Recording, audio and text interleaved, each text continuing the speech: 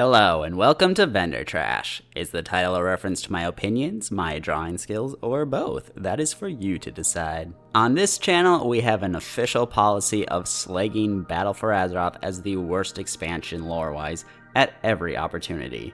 But there is one expansion whose, frankly, absurd writing is often overlooked, and that would be the Burning Crusade. This is due in large part to it being only the second release of the game, and from a time when the writing was far less front and center. There was no main campaign to follow, there was no voice acting, and the only cinematics were patch trailers. It also feels like Blizzard was trying real hard to make WoW's first expansion as out there and bombastic as possible, because for all they knew, it would be WoW's only expansion. But when you really look at everything TBC did, you realize how bonkers some of the writing was. It's a hard pill for me to swallow, as even though I started in vanilla, this was the first time I was able to raid endgame content, and thus it carries a lot of nostalgia for me. It wasn't all bad though. In fact, Blizzard's commitment to breaking the mold led to many of its greatest innovations. Anyway, there's a lot of ground to cover, and I'm going to be missing a lot, but let's just hit up some of the highlights, starting with what I think were the expansion's stronger points, writing-wise. Blood Elves as the new Horde race. We're so used to them being there now, but selecting them as the first additional race was sheer perfection. They were revealed before Draenei were, and were met with a bit of shock from the player base. The Elves of Kael'thas had historically had ties with the Alliance, and adding such a pretty race to the fairly monstrous Horde was a difficult decision for many to accept. Claims of it being done purely to help population balance abounded, but Blood Elves were actually an amazing fit for the Horde. The groundwork had been laid in Warcraft 3, with Prince Kael'thas and his people being dogged at every opportunity by Lord Garithos, the leader of the Alliance resistance in Lordaeron following the Scourge invasion. He exploited the Elves and even arrested Kael for accepting help from Lady Vash's Naga, altogether driving a great wedge between the Sindori and the Alliance. Garithos would later meet his demise at the hands of Sylvanas and Varimathras after she had used his forces to reclaim the capital of Lordaeron. Sylvanas was of course herself an elf of Kael'thas who had suffered from the same invasion and died defending her people. So between their shared history and her being responsible for dispatching one of their oppressors, it made complete sense for Blood Elves to join her within the Horde. They also just work vibe-wise. At least back in TBC, Blood Elves had a lot of sass and bite, willing to do what was necessary to maintain their way of life, including utilizing the Fel and a forcibly kept Muuru. They were bad elves in a way that fit the Horde, but not evil elves. And the aesthetic diversity from the rest of the Horde just worked, in my opinion. I was always a bit miffed by players demanding that Blood Elves be added to the Alliance, or, more realistically, that High Elves be added. The whole idea took away from what made Blood Elves a relatively unique concept, and personally, I'm not a fan of Void Elves existing at all. Next, we have Draenei as the new Alliance race. Their inclusion was accompanied by what was, at the time, a very big retcon. Previously, the Eridar were a race of demons that had tempted Sargeras to the Fel, but TBC flipped that around. Now, the Eridar were a highly virtuous race who had many of its members, including leaders Archimonde and Kil'jaeden, tempted to his side. Velen and the other Draenei who did not wish to submit exiled themselves from Argus and fled the Legion. Akama and the other Draenei introduced in the Frozen Throne were then made to be devolved forms of Draenei known as the Broken, or Krokul, and in severe cases, the Lost Ones. While I do believe that WoW writing makes far too liberal use of retconning as a tool, I am of the firm belief that this was the best and most fruitful retcon of the franchise's history, and I fully stand behind it. It was a stroke of creative genius to take the established concept of a goat-like demon race and turn it on its head so that the goat people are actually amongst the purest and most religious people in the cosmos, with the evil ones having sprouted out from that group. They just look great as well. That reveal page featuring a male Draenei paladin in vanilla PvP gear and a female Draenei priest in tier 2 is absolutely iconic to me. They obviously fit in very well with the Alliance, having similar values and an affinity for the light, as well as a sordid history with the Orcish Horde. To be quite honest, Draenei are my third favorite race, my favorite Alliance race, and a wonderful addition to the game and the lore. Next up, we have, well, space. Although we'd seen glimpses of Outland in the past, they had mostly boiled down to a destroyed world, a barren wasteland. TBC's depiction of the planet really drove home the vibe that we were straight up going to outer space. The whole continent was surrounded by emptiness that you could fall into, and there was a very space-themed skybox.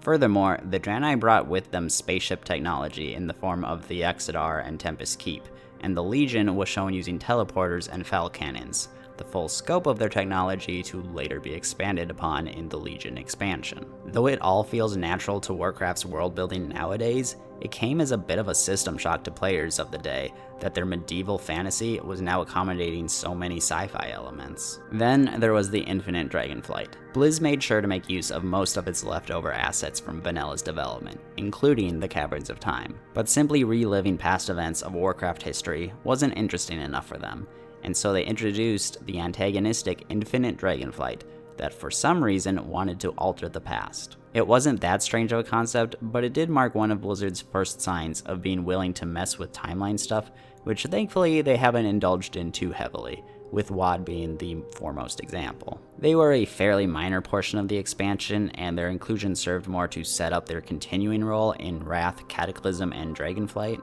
I have my gripes with how that all turned out, but it's not really TBC's fault. We're starting to hit some more out there decisions, and next up on our list was raid bossing Zul'jin. Though I still need to play it, I know that Zul'jin was a playable unit in Warcraft 2, who allied himself with the Orcish Horde, though he did have a falling out with them at the end. Though it did make sense for him to be antagonistic toward the Alliance, and especially toward Blood Elves, many players were upset that he was now overtly hostile toward the rest of the Horde, and that a character they had enjoyed playing as was now being used as fodder for the raid boss machine. Then there was Murmur. This was the extremely interesting final boss of the Shadow Labs dungeon, immediately standing out with its modified Ragnaros model. He's essentially a sound elemental, but is described in very cosmic terms, with the dawn of his existence shattering reality and his mere whispers destroying worlds. The Shadow Council accidentally summoned a portion of his essence within Auchindoun, his appearance decimating the landscape. Yes, his partial arrival on the scene is why the Outland version of Auchindoun is in ruins, and a sizable portion of Terakar Forest was reduced to the bone wastes. He's just a super duper powerful being in the lore that got used as a dungeon boss that we push back and then never really deal with again, which really just encapsulates a lot of WoW's early writing very well. Similarly, we had Dementius. Oh yeah, in TBC, we also faced off against a frickin' Void Lord. Granted, context is important here, as it would later be revealed to be a mere fragment of Dementius's true form and power. Furthermore, Void Lords as the ultimate forces of the Void above even old gods wasn't really an established part of the lore back then. Even so, the lore that we did have at the time told us that Dementius's arrival upon Karesh is what caused the planet's destruction, as he used void portals to overwhelm it with energy, eradicating the Ethereal's original bodies. And we, at the time, supposedly killed him during some Netherstorm quests. It's a similar situation to Murmur, except that Dementius has actually had relevance since then. Then there was the Shadowmoon Valley Old God. A very well-known oddity was that desperate Irakoa in the zone were attempting to summon an old god. Very little context was given to this situation. Although the Void as a whole certainly has a presence on Outland and on Draenor, the Old Gods and their fleshy bits don't. As far as we know, none of the Old Gods' spores sent into the cosmos ever implanted themselves in Draenor. So it makes sense that the Irakoa here would have to summon one instead. Of course, it seems very unlikely that they would succeed completely. If they did at all, it would be a very diminished version like with Murmur and Dementius. Again, it just feels like some quest writer wanting to make things sound epic and throwing spaghetti at a wall. It has no real significance overall, but it does feel even weirder than Dementius. And we're getting into the really crazy decisions here. Next up, we have the Vilification of Illidan and Vashj. It feels like TBC was really concerned with things being epic, and part of that meant recognizable raid bosses. That's most likely the reason for making the Illidari a villainous faction. Illidan was a textbook anti-hero in Warcraft 3, and Vashj, as a Naga, was inherently difficult to trust fully. But there was very little nuance in how they were handled here. They just decided to tyrannically rule over Outland, other motives not really relevant. It took some heavy retconning from the Illidan novel and the Legion expansion to recontextualize the situation enough for Illidan to be brought back to his anti-hero role. Basically, he was trying to do what was necessary to stop the Legion, but also going a bit mad at the time. He was practically unconcerned with the Horde and Alliance activity in Outland until it was right at his doorstep, and just failed to communicate the situation to them properly at all. Vash's motivations were similarly simple. She sought to control Outland's people by controlling its water. While this doesn't conflict with Vash as we know her, one would expect a bit more explanation than that. And lastly, we have the Vilification of Kael'thas Sunstrider. This is the Burning Crusade's biggest sin. Kael was done even dirtier than his compatriots, as he wound up working in direct opposition of the Blood Elves that he was the prince of and had been sending support to since the Frozen Throne. I believe Chronicles actually credits the eye to the Horde, which is a bit insulting. But if that weren't bad enough, it's then revealed that Kael wasn't really loyal to Illidan anyway, and had in fact survived and planned to use the Sunwell, the most sacred location to his people, as a portal to summon Kil'jaeden to Azeroth. This flies entirely in the face of the Kael that we knew from Warcraft 3, a person who was willing to do whatever he needed to save his people. It was basically explained away as fell energy and paranoia making him go mad. So a similar situation to Illidan, but much, much worse.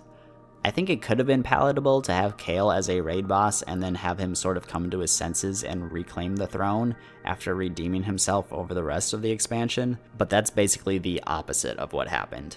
Thankfully, Kael'thas appeared much later in Revendreth, where after being freed from Denathrius, he was given over to the accuser to oversee his penance. Though still a bit boisterous and fixated on getting vengeance for Silvermoon by taking down Kel'Thuzad, his overall personality falls far more in line with the Kael of old. He gains a fair degree of autonomy over the campaign, being trusted to perform important tasks, reuniting and coordinating with Vash, and even being considered as a future harvester by Prince Renathal. He is shown to be racked with guilt over being absent during Silvermoon's fall, and is told to forgive himself for this as it wasn't a sin. It doesn't rectify what happened to him in TBC, and I will always think that he should have served as the Blood Elf racial leader instead of Lor'themar, but it is a far better note to possibly end his story on. Vanilla and TBC both seem to tell the bulk of their stories through shorter world-building oriented chains. Although TBC didn't really have a campaign outside of arguably attunement quests, it actually did have an overarching narrative that could be pieced together if you were astute. That overarching narrative is just really bad in certain spots. TBC exemplified WoW's common pattern of great world building, considerably flawed storytelling. But I do appreciate a lot of the really fun and limit-pushing ideas that we got from it all. TBC is one of the craziest expansions we've gotten, and with that came both some of its greatest innovations and some of its most off-the-rail moments. As you might imagine from how much I focused on him during this video, I decided to go with Kael'thas Sunstrider for the drawing. I always really enjoyed his character, and I think he has a great design as well. He is always instantly recognizable by the 3 fell orbs that hover around him, and I decided to draw him near Sunfury's spire in Silvermoon City, because, well, he's the Prince of the Blood Elves, it's his city. We sadly never really get to see him in it, but he was surely there at some point in time, and I would have loved to see him there a lot more as the Blood Elf racial leader, but alas. And you can't have Kael'thas without his pet bird, so I tossed in Alar as well in the background, which I think puts him about to scale. Seriously, how awesome would it be for the Horde to have a giant phoenix on its side? So many missed opportunities. It's okay, TBC, I'll always love you. But yeah, I believe that's all I have to say on the matter. Thank you for watching, and I will catch you next week. Bye-bye!